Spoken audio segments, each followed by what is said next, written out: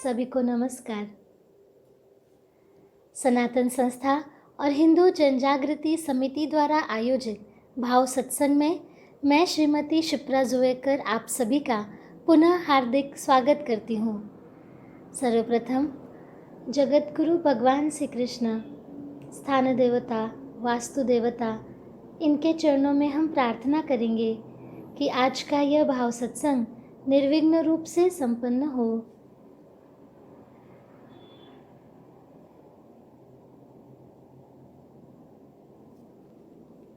विघ्नहर्ता भगवान श्री गणेश जी इस सत्संग में उपस्थित ही हैं। ऐसे भाव रखकर अब हम उनके चरणों में श्लोक वंदन करेंगे। वक्रतुंड महाकाय सूर्यकोटि समप्रभ निर्विघ्नं कुरु मे देव सर्वकार्येषु सर्वदा।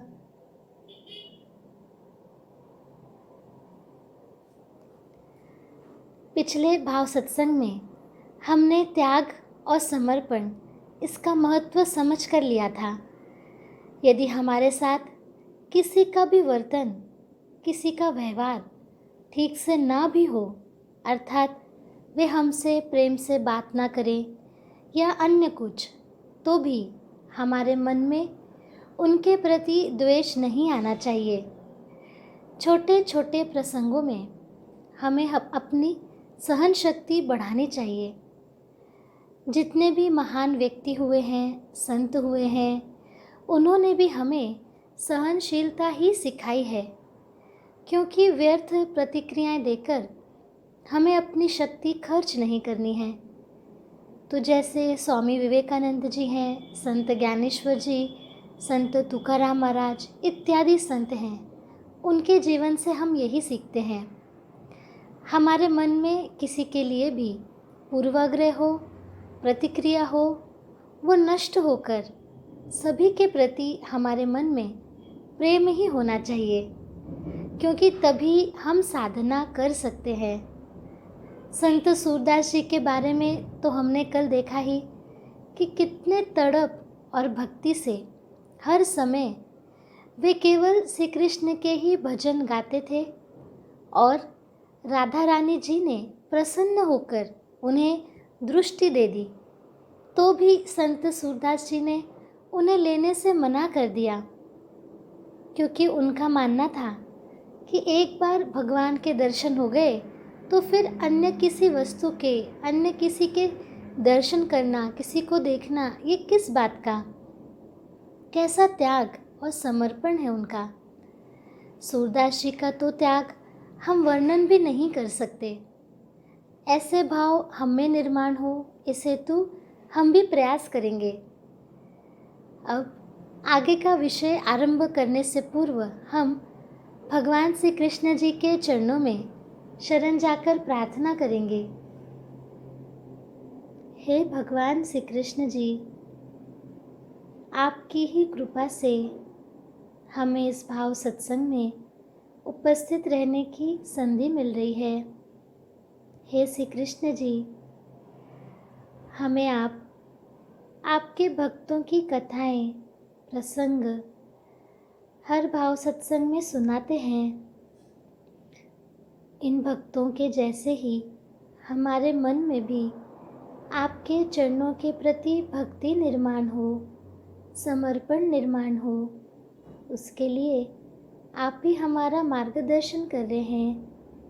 हे श्री कृष्ण जी, आप जो सिखा रहे हैं वह हमारे अंतःकरण तक जाए और हमसे उसके अनुसार कृति हो पाए, यही आपके चरणों में प्रार्थना है।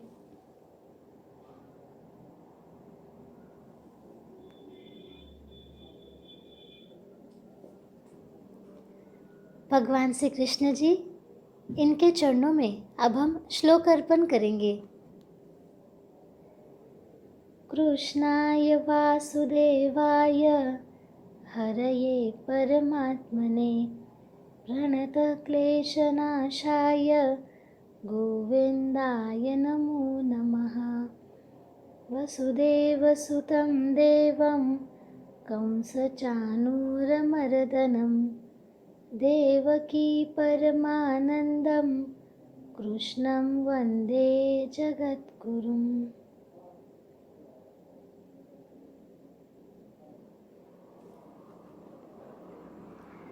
अब हम आगे का विषय देखते हैं। हम ईश्वर के लिए जो भी कृति करते हैं वो हर एक कृति करते समय समर्पण और लगन के साथ भावपूर्ण करना, इसी को महत्व अधिक होता है। फिर चाहे हम भगवान के लिए जो भी कुछ करें, जैसे पूजा पाठ करें, मंदिर जाएं, तीर्थ क्षेत्र में जाएं, कोई ग्रंथ का पठन करें, तो हमने कितना किया इसको तो इतना महत्व नहीं है, अपितु हमने ये सब कितना भावपूर्ण किया, कितने लगन से किया, भगवान का स्मरण करते हुए किया, इसको ही महत्व है। जब हम किसी ग्रंथ का पठन करते हैं तो हमारा भाव कैसा होना चाहिए? हमारा भाव ऐसा हो कि हम ग्रंथ के हर एक शब्द से, हर एक प्रसंग से एक रूप हो जाएं। ग्रंथ के शब्दों से, उन शब्दों के अर्थ से हम एक रूप होकर जब ग्रंथ का वाचन करेंगे, तब ग्रंथ से भगवान हमें क्या सिखाना चाह रहे हैं यह हम अनुभव कर सकते हैं। तो उससे हमें कितना आनंद मिलेगा उसकी हम कल्पना भी नहीं कर सकते। आज हम इसी से संबंधित एक सुंदर कथा सुनते हैं। एक बार स्वामी रामकृष्ण परमहंस जी, इनके साथ एक शिष्य गंगा किनारे टहल रहे थे। उस शिष्य ने स्वामी रामकृष्ण परमहंस जी से भगवत गीता ग्रंथ के दर्शन और योग मार्ग पर चर्चा छेड़ी। स्वाभाविक ही चर्चा गीता के ज्ञान पर केंद्रित थी। शिष्य स्वामी परमहंस जी से प्रश्न पूछ रहा था। वो ये भी कह रहा था कि साक्षात भगवान श्री कृष्ण की वाणी और अर्जुन जैसे शिष्य की उपस्थिति में गीता जैसे उपदेश का क्या महत्व है। परंतु स्वामी रामकृष्ण परमहंस जी तो उस शिष्यों के प्रश्नों और विचारों पर केवल हाँ हूँ ऐसे ही कर रहे थे। उनका ध्यान तो कहीं और था। उनका ध्यान एक साधु की ओर था। उन्होंने शिष्य को घाट की सीढ़ियों पर बैठे एक साधु की ओर इशारा करते हुए कहा कि ये देखो, यहाँ एक साधु किस प्रकार की साधना कर रहे हैं। वे साधु अपने सामने एक चित्र सजाए हुए थे। ये चित्र भगवत गीता का उपदेश देते हुए भगवान श्री कृष्ण जी का था और चित्र के सामने श्रीमद् भगवत गीता जी का ग्रंथ ही रखा हुआ था। साधु जी उस ग्रंथ को यानी गीता जी को लेकर श्री कृष्ण के चित्र को एक टक देखते जा रहे थे। साधु जी बहुत आनंद में थे और उनकी आंखों से अश्रुधारा बही जा रही थी। स्वामी परमहंस जी ने उन साधु से पूछा, अरे बाबा, आप ये क्या कर रहे हैं और आपकी आंखों में इतने आंसू क्यों भर आए हैं? उस साधु ने कहा, स्वामी जी, मैं तो गीता का श्रवण कर रहा हूँ। ये सुनते ही स्वामी परमहंस जी के साथ में जो शिष्य थे, उन्होंने साधु जी से कहा, पर बाबा, यहाँ तो पढ़ने वाला कोई दिखाई नहीं देता। आप किसको सुन रहे हैं? कौन गीता पढ़ रहा है? साधु तो अपनी आनंद अवस्था में ही थे। उन्होंने कुछ उत्तर नहीं दिया, बस आनंद अश्रु बहाते हुए भगवान श्री कृष्ण जी के चित्र की ओर देखते ही जा रहे थे। स्वामी परमहंस जी ने उस शिष्य की ओर इशारा किया और उसे दोबारा पूछने के लिए कहा। शिष्य ने साधु जी से फिर से पूछा। इस बार साधु ने कहा, कुछ बोलो मत, देखो सामने अर्जुन जी युद्ध के मैदान में सारे हथियार फेंककर भगवान श्री कृष्ण जी की शरण में खड़े हैं। भगवान उन्हें गीता का उपदेश दे रहे हैं, वो ही मैं सुन रहा हूँ। क्या तुम्हें ये दिखाई नहीं दे रहा? वो शिष्य चकित ही रह गया और परमहंस जी की ओर देखने लगा। तब स्वामी परमहंस जी ने कहा, गीता का वास्तविक पाठ और श्रवण तो यहाँ हो रहा है, अन्यथा तुम कितनी ही पोथियाँ पढ़ लो, उससे क्या लाभ है? इस प्रसंग से कितनी गहन सीख हमें भगवान ने दी है। कैसा भाव है, ग्रंथ पढ़ने के लिए भी कैसा समर्पण है कि साक्षात भगवान ही साकार रूप में प्रसंग दिखा रहे हैं। मुख्य बात तो ये है कि भगवत गीता जी को केवल पढ़ना है ऐसा नहीं है, अपितु उसमें इतना डूब जाना है कि उस समय सारे दृश्य ही स्वयं जीवंत हो उठें, साकार हो उठें। हम भी ग्रंथ पढ़ते हैं, बहुत से संतों के बारे में सुनते हैं, रामायण पढ़ते हैं, महाभारत के बारे में सुनते हैं। सभी जगह जहाँ भी जाते हैं तब श्रवण भक्ति तो रहती ही है, परंतु उसमें भाव कितना रहता है और जो बोला जा रहा है, जो हम पढ़ रहे हैं, वो हमें दृश्य कितना सामने दिखाई देता है। इस प्रकार साकार दृश्य को अनुभव हम कर पाते हैं क्या? साधु जी गीता को पढ़ते समय कैसे अपना अनुभव बताते हैं कि ये देखो सामने अर्जुन युद्ध के मैदान पर खड़े हैं, सारे हथियार फेंक दिए हैं, भगवान की शरण में हैं और भगवान उन्हें गीता का ज्ञान दे रहे हैं, उपदेश दे रहे हैं, तो तुम्हें दिखाई नहीं देता क्या? तो ये सब साधु जी को दृश्य स्वरूप में दिख रहा था।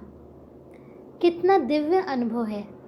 और साधु जी की आंखों से आनंद की अश्रुधारा बह रही होती है, उनका चित्त आनंद अनुभव कर रहा होता है। ये सब सुनकर भी हमें कितना आनंद हो रहा है ना, कितना दिव्य है ये सब। तो हमारे साथ भी ऐसा ही होना चाहिए।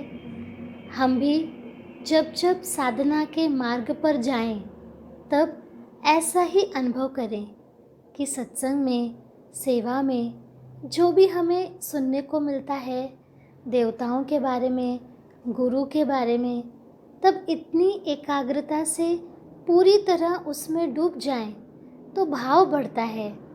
तब हम भगवान से अनुसंधान रख पाते हैं और हमारी मन और बुद्धि सात्विक होती है, क्योंकि तब मन और बुद्धि पूरी तरह से भगवान को समर्पित हो चुकी होती है। भाव उत्पत्ति के लिए ईश्वर को जानने की लगन एवं जिज्ञासा होना बहुत आवश्यक है। इसका अर्थ है, अभी हमने जो साधु जी की भाव स्थिति देखी, तो ऐसा भाव हम में निर्माण हो, उसके लिए क्या आवश्यक है? तो भगवान को जानने की तीव्र लगन और जिज्ञासा हम में होनी चाहिए। हम तो साधना करना चाहते हैं, साधना में प्रगति करना चाहते हैं, परंतु साधना में प्रगति करने के लिए ईश्वर के प्रति भाव ये होना अत्यावश्यक है। भाव उत्पत्ति के लिए अर्थात भाव निर्माण होने के लिए मनोलय होना तथा बुद्धि का सात्विक होना अत्यंत आवश्यक है।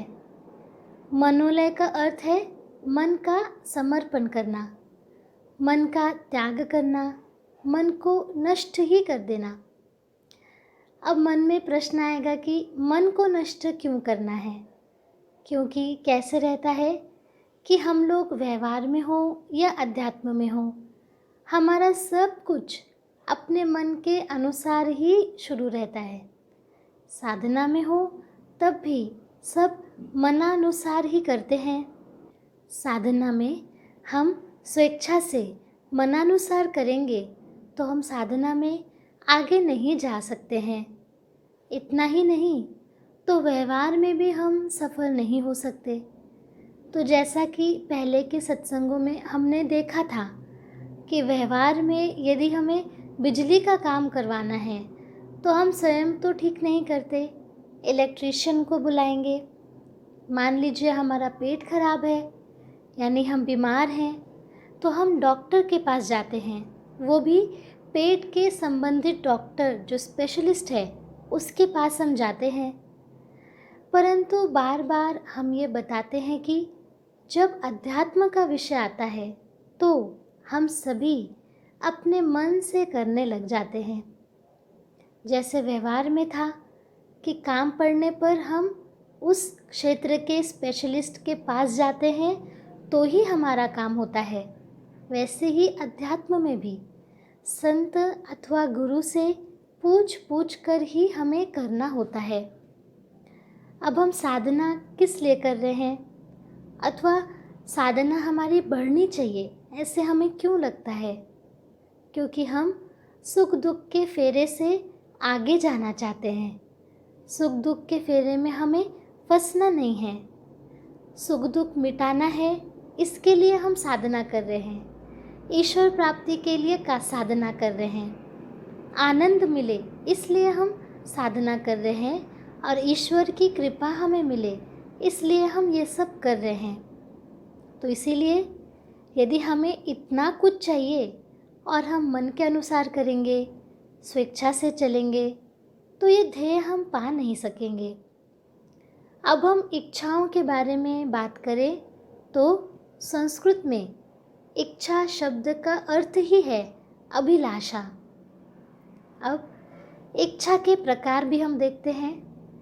पहला है स्वेच्छा, अर्थात इसमें क्या है, स्व शब्द है। स्व का अर्थ है मैं अथवा मेरा, तो स्वेच्छा से व्यवहार करना अर्थात सब कुछ अपनी इच्छा के अनुसार ही करते रहना। दूसरा प्रकार है परेच्छा। यहाँ पर पर शब्द का अर्थ है अन्यों का, यानी परेच्छा से व्यवहार अर्थात सब कुछ अन्यों की इच्छा के अनुसार ही करते रहना। और तीसरा है ईश्वर इच्छा। जैसा कि नाम ही है, सब कुछ ईश्वर की इच्छा के अनुसार ही करना। तो अब हम अपना जीवन देखेंगे कि हमारे जीवन में कैसा चलता है। तो हम यदि देखें तो सब कुछ हमारे मन से ही करने का भाग अधिक रहता है। चाहे वो भोजन बनाना हो, कोई फर्नीचर खरीदना हो, गाड़ी खरीदना हो, कोई भी खरीदारी हो, कार्यालय में हो, रिश्तेदार के साथ हो, हर जगह हमारा प्रयास यही रहता है कि स्वेच्छा से होना चाहिए। हम जो सोचते हैं, जैसा हमें लगता है वैसा होना चाहिए, और इतने पे हम रुकते नहीं। हमें क्या लगता है कि अन्यों ने भी मेरी सोच के अनुसार चलना चाहिए, उन्होंने मेरे अनुसार करना चाहिए। परंतु हम कभी भी ये नहीं सोचते कि चलो अब हम परेच्छा से चलते हैं, अन्यों की क्या इच्छा है उसको महत्व देते हैं। दूसरों का सुनना, परेच्छा से वर्तन करना, ये हमारी साधना है। ये कभी हमारे ध्यान में ऐसे नहीं आ पाता। परीक्षा से हमें करना चाहिए, ऐसा विचार भी हम कर नहीं पाते। अब समझ लीजिए क्या हो गया कि यदि घर में हमें खाना बनाना है तो किसी को पनीर खाने की इच्छा है तो किसी को डोसा खाने की इच्छा है। अब यदि ये दोनों सदस्य आपस में अपनी बात पर अड़ ही गए तब कितना क्लेश होगा। परंतु यदि किसी एक ने भी परीक्षा को महत्व दिया तो नुकसान तो किसी का नहीं है, अपितु घर में शांति आएगी। क्योंकि अनेकों बार देखा गया है कि पसंद का भोजन नहीं मिला तो झगड़ा हो गया। ये छोटी छोटी बातों पर इस प्रकार अशांति फैल जाती है। और क्या होता है, कभी थोड़ा भी हमारे मन के अनुसार ना हो, इधर उधर हो गया हो तो मन को बहुत दुख होता है। इसलिए स्वेच्छा, इससे केवल हमारी हानि होती है। क्योंकि जब हम सब कुछ अपनी इच्छा के अनुसार करने जाते हैं तब क्या होता है, हम दूसरों का विचार बहुत कम करते हैं, कई बार तो करते भी नहीं। हम स्वार्थी वृत्ति से वर्तन करते हैं, हमारा स्वार्थ होता है ना, इसमें दूसरों का सुनने का भाग नहीं रहता। बहुत बार हम दूसरों का मन ही दुखा देते हैं। अब इस प्रकार की स्वेच्छा किसके भांति हो गई? ये तो पशु की भांति है जो अन्यों का विचार ही नहीं करता। हमारे गुरुदेव परात्पर गुरु डॉक्टर आठवले जी साधना करने वालों से कहते हैं, स्वेच्छा से जीने वाला व्यक्ति बिना पूंछ और सींग के पशु समान ही होता है। अब हम स्वेच्छा का उदाहरण देखते हैं। अब घर में कोई कार्यक्रम है तो पति को लगता है जैसा मैं चाहता हूँ, जैसी व्यवस्था होनी चाहिए तो वैसा ही हो, और वो हठपूर्वक अधिकार से वैसे करवाता है। और पत्नी का या परिवार के अन्य लोगों का मन भी दुखाता है, और यदि पति की नहीं सुनी तो उसे क्रोध भी आ जाता है। अब इस सब का परिणाम ऐसा होता है कि यहाँ पत्नी अपनी इच्छा से कुछ कर नहीं पाती तो उसे दुख होता है, और इसका परिणाम ये है कि कार्यक्रम का आनंद परिवार के सदस्य तो ले ही नहीं पाते। कई बार तो ऐसा कार्यक्रम एक बोझ के जैसे लगने लगता है। स्वेच्छा शब्द जितना छोटा दिखता है उतना ही अधिक विनाशकारी है। अब हम इसके बारे में जान लेते हैं। आज हम देख रहे हैं कि ये वर्तमान पीढ़ी सब कुछ स्वेच्छा से ही करना चाहती है। अपने से बड़ों का, माता पिता का सुनते नहीं। उन्हें लगता है हम जो कर रहे हैं वही सही है, हमारा मन जो कहेगा हमें वैसे ही करना है। फिर चाहे वो कपड़े पहनने हो, मित्र बनाने हो या कुछ और हो, उन्हें लगता है अन्यों ने मेरे जीवन में हस्तक्षेप करना ही नहीं चाहिए। परंतु अपने से बड़ों का न सुनना और अपने मन के अनुसार ही करना, इससे तो आज की पीढ़ी का बड़े प्रमाण में नैतिक पतन ही हो रहा है। ऐसा लगता है ना आपको?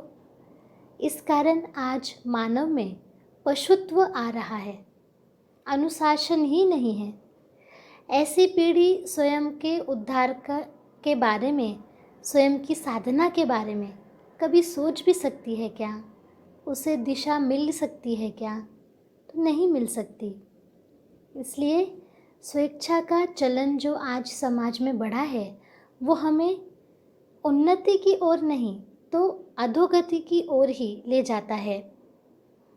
मनोलय में पहला चरण ही है दूसरों का सुनना, दूसरों को महत्व देना, परेच्छा से रहना। तो ही मनोलय के बाद ईश्वर इच्छा समझ में आती है। अब परीक्षा में क्या होता है? अन्यों की इच्छा से व्यक्ति रहता है, स्वयं का उसका ऐसा कुछ भी रहता नहीं। तो अन्यों की इच्छा पूरी करते करते उसे बहुत आनंद मिलता है। दूसरों का सुख ही उसे अपना सुख लगता है। इससे परीक्षा से चलने वाला व्यक्ति हमेशा आनंद में रहता है। साधना का मुख्य उद्देश्य रहता है साधना द्वारा स्वेच्छा से परीक्षा और अंत में ईश्वर इच्छा की ओर हमें जाना है। यदि हम भाव जागृति करना चाहते हैं, साधना में प्रगति करना चाहते हैं, तो हम सभी को स्वेच्छा का अर्थात अपनी इच्छाओं का त्याग करना चाहिए, परीक्षा पर जाने का प्रयास करना चाहिए। तो पहले तो मनानुसार करना, इसका हमें सूत्र ढूंढना है। कहाँ कहाँ हम मन के अनुसार करते हैं वो हमें कम करना है, और फिर अन्यों की इच्छाएं को महत्व देना है। अन्य जो चाहते हैं वैसे हमें करना है। एक सिद्धांत है कि यदि किसी वस्तु का हमने उपयोग नहीं किया, उसे दुर्लक्षित किया, तो वो वस्तु धीरे धीरे खराब होकर अंत में समाप्त ही हो जाती है। उदाहरण के लिए, जैसे हमारे घर पर दो पहिया वाहन, चार पहिया वाहन आ गया तो हमारी साइकिल किनारे रख दी गई और वो ऐसे ही पड़ी रही, तो उसका तो उपयोग हो नहीं रहा है। इसके लिए उस पर जंग लग जाती है, वो खराब हो जाती है और बाद में पूरी तरह से बेकार हो जाती है। ऐसे ही ये सिद्धांत हम अपनी साधना के लिए उपयोग कर सकते हैं। वो कैसे?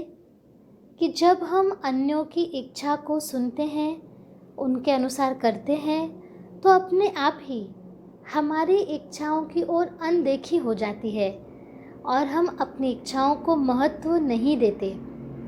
जैसे जैसे हम अन्यों को क्या लगता है, अन्यों के मन के अनुसार, अन्यों की इच्छाओं के अनुसार करते हैं, तो हमारा अहम कम होता है और हमारा मनोलय होने लगता है।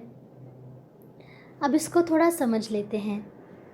जैसे कि पहले के समय में गुरुकुल में शिक्षा दी जाती थी, तो गुरुकुल में तो चाहे राजा हो, मंत्री हो या कोई सेवक हो, सभी के बच्चे आकर वहाँ पढ़ते थे। तो वहाँ पर इस प्रकार का कुछ भेदभाव नहीं था। गुरु ने जो आज्ञा दी है वो समान रूप से सभी शिष्यों को माननी पड़ती थी।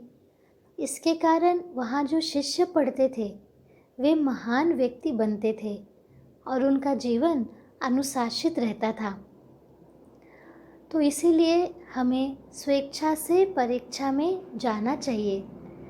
अब हम ये कैसे कर सकते हैं, वो हम एक उदाहरण देखते हैं तो हमें ध्यान में आएगा कि स्वेच्छा से परीक्षा की ओर हमें जाना कैसे है। तो एक विवाहित दंपत्ति है, रोहित और अनुश्री। तो एक बार शुक्रवार की रात को वे दोनों अलग अलग स्थानों पर घूमना जाना चाहते हैं। अनुश्री को यानी पत्नी को संगीत के कार्यक्रम में जाने की इच्छा है और रोहित को मैच देखने की इच्छा है।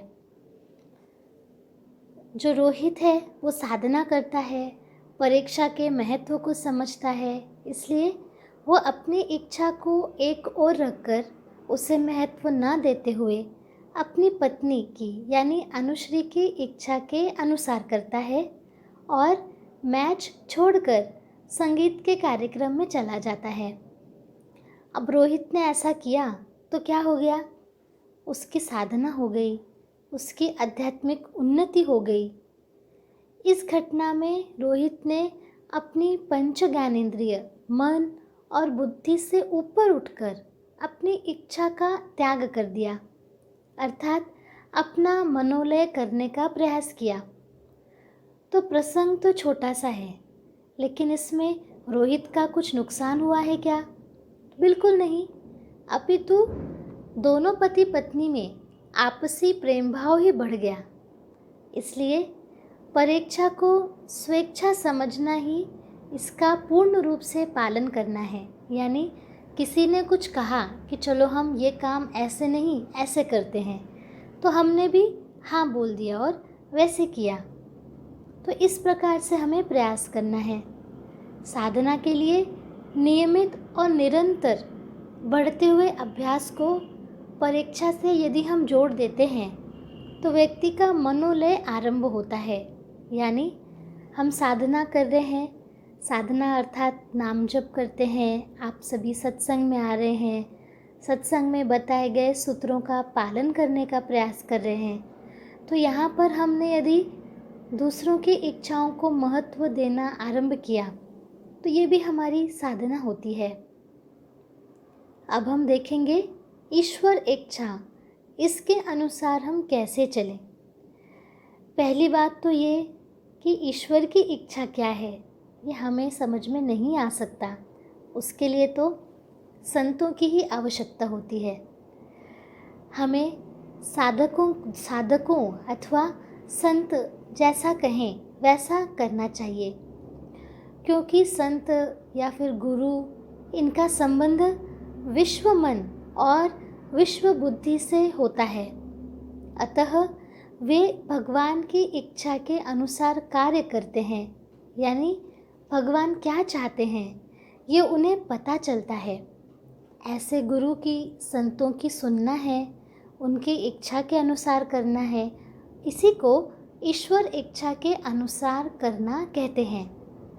अब हम पहले ये जान लेते हैं कि विश्व मन और विश्व बुद्धि मतलब क्या। तो सरल भाषा में विश्व मन और विश्व बुद्धि अर्थात ईश्वर का मन और ईश्वर की बुद्धि यानी भगवान की इच्छा, हरि की इच्छा क्या है, ये जानना।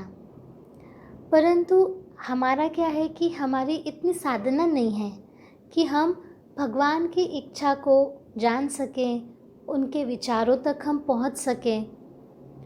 परंतु भगवान के विचारों को कौन ग्रहण करता है?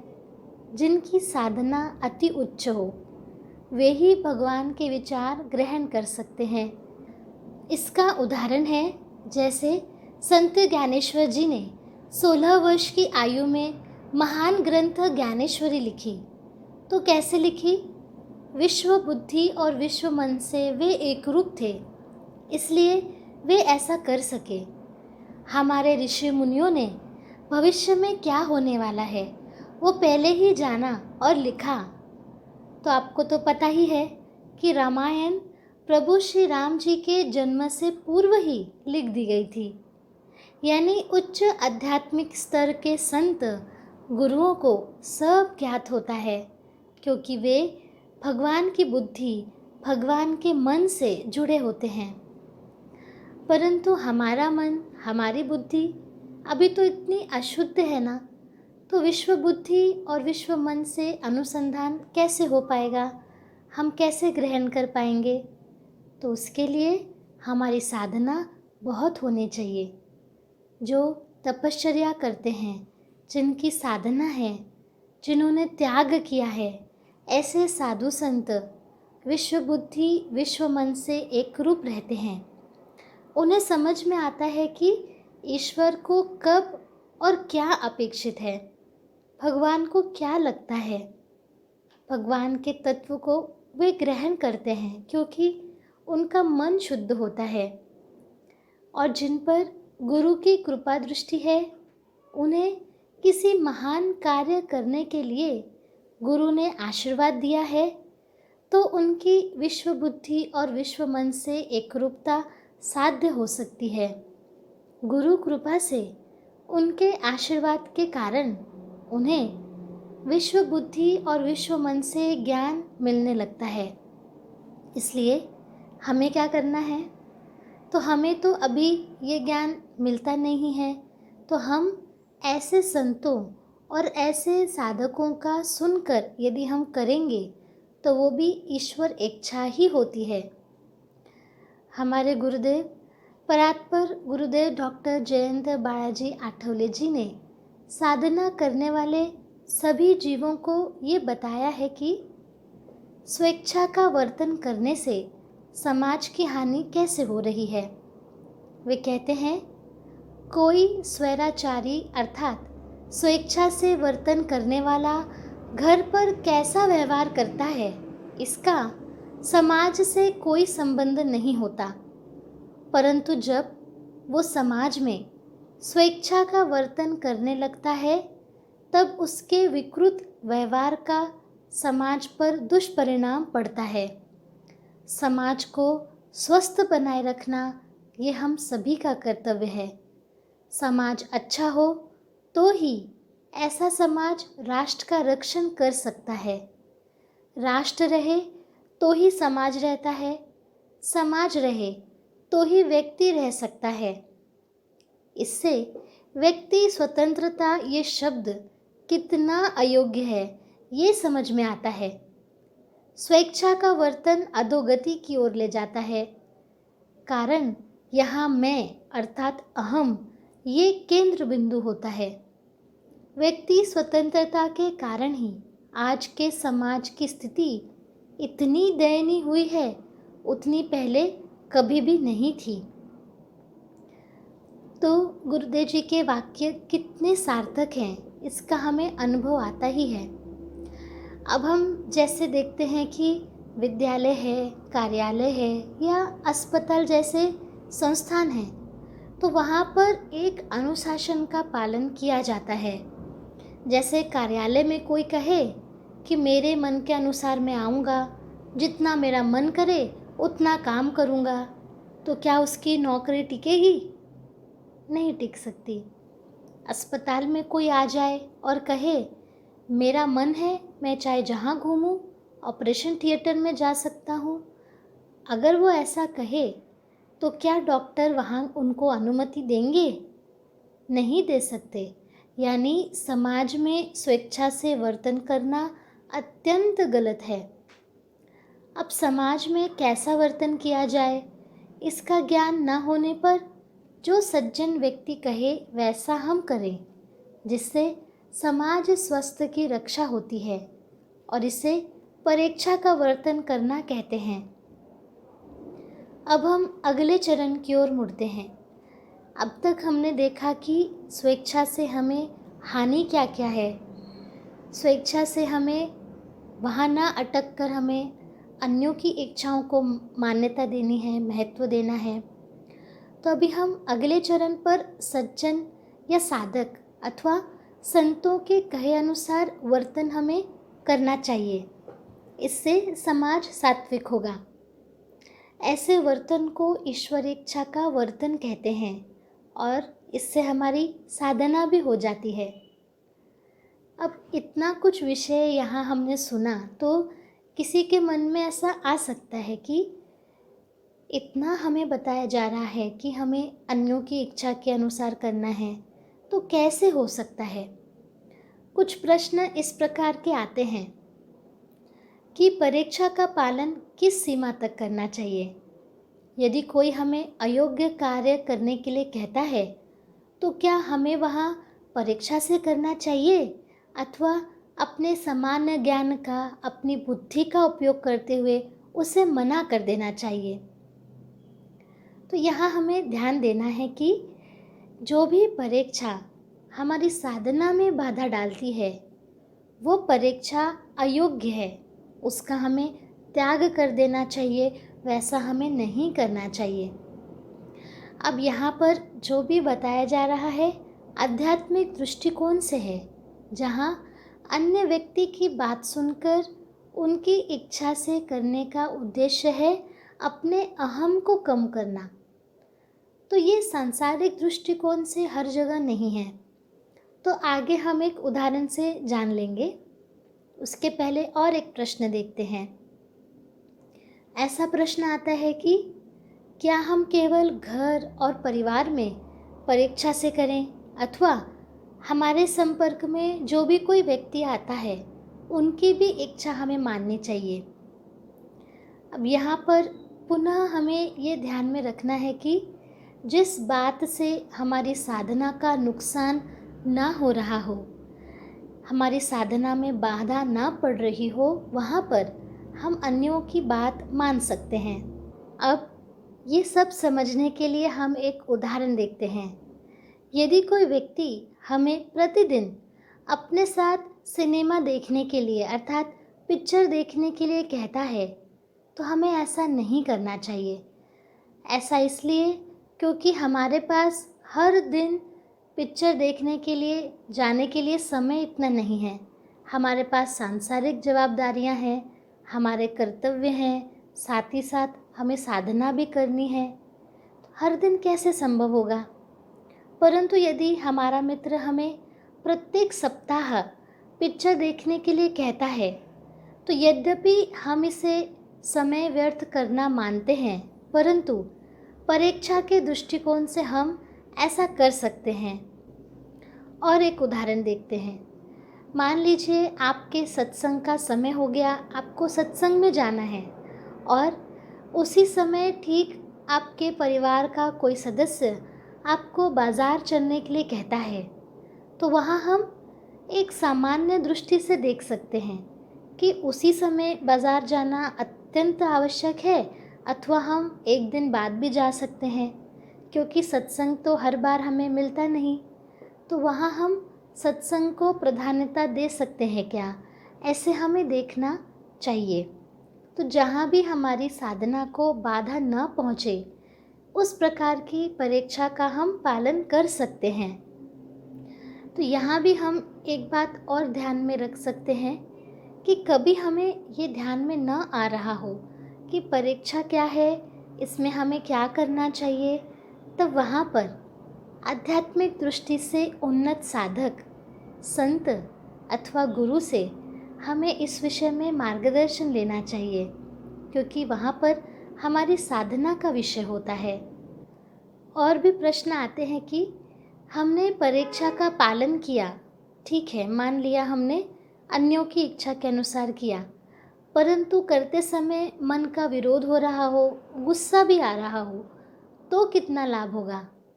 तो इसका उत्तर है कि हमें परीक्षा के आध्यात्मिक लाभ को समझना चाहिए। कभी कभी बुद्धि के स्तर पर हमें समझ में आ जाता है कि हाँ, परीक्षा से करना चाहिए, फिर भी व्यक्ति के मन में उसके बारे में विरोध आ सकता है, प्रतिक्रिया आ सकती है। परीक्षा को हम कभी कभी मन से स्वीकार नहीं करते, तो ऐसी स्थिति में हम अपने मन को समझाने के लिए स्वसूचना भी दे सकते हैं। उदाहरण देखते हैं कि मान लीजिए हम घर में शाम को 4 बजे चाय बनाते हैं, परंतु एक दिन शाम को 4 बजे चाय बना भी दी, फिर भी 5 बजे पुनः चाय के लिए बताया गया, 6 बजे पुनः चाय बनाने के लिए बताया गया, तो हमें गुस्सा आता है कि बार बार यही करते रहना है क्या? तो यहाँ पर हम अनावश्यक क्रोध करके अपनी ऊर्जा को व्यर्थ करते हैं। यहाँ पर योग्य कृति क्या है?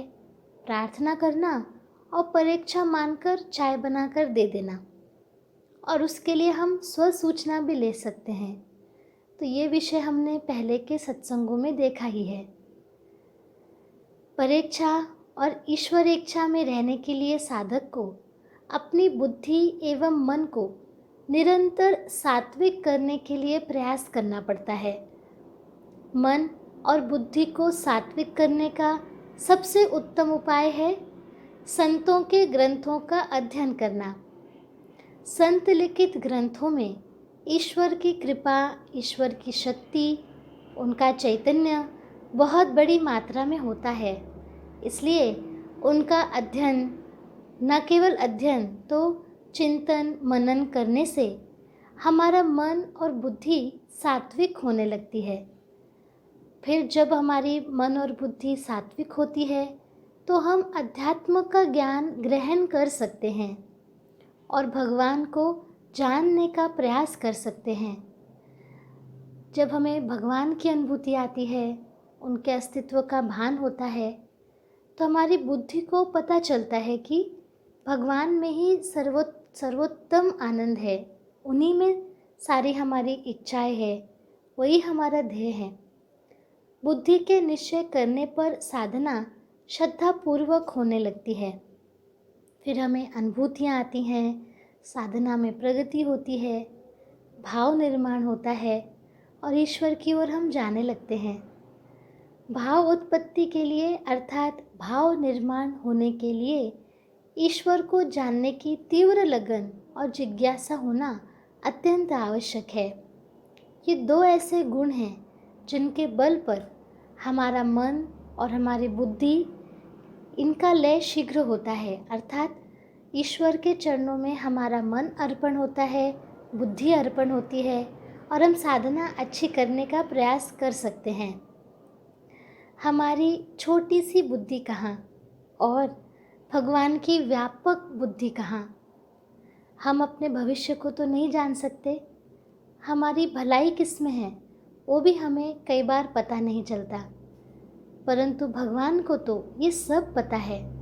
तो क्यों ना ऐसा हो कि हम भगवान की इच्छा को समझने लगे, भगवान की इच्छा के अनुसार करने लगे। तो इसके लिए हमारी साधना बढ़ाना यही एकमात्र उपाय है। तो आज के सत्संग में हमने महत्वपूर्ण बात ये देखी कि हम जो भी करें वो हम पूरे मन से करें, चाहे वो ग्रंथ का पठन हो अथवा कुछ भी हो। और महत्वपूर्ण बात तो ये है कि समाज को अधोगति की ओर ले जाने वाला जो स्वेच्छा है उसका त्याग करके परेच्छा और ईश्वर की इच्छा से रहने का प्रयास करें। इस विषय में आपको कोई भी शंका होगी, प्रश्न होंगे, आप हमें अवश्य पूछिए।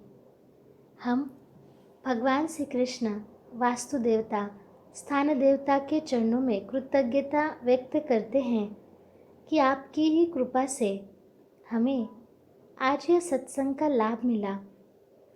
हे श्री कृष्ण, ईश्वर इच्छा क्या है, कैसे समझ में आ सकती है, ये आप ही हमें सिखाएं। स्वेच्छा से परेच्छा की ओर और आगे ईश्वर इच्छा की ओर आप ही हमें लेकर जाएं। उसका आनंद हमें मिल पाए, यही आपके चरणों में प्रार्थना है।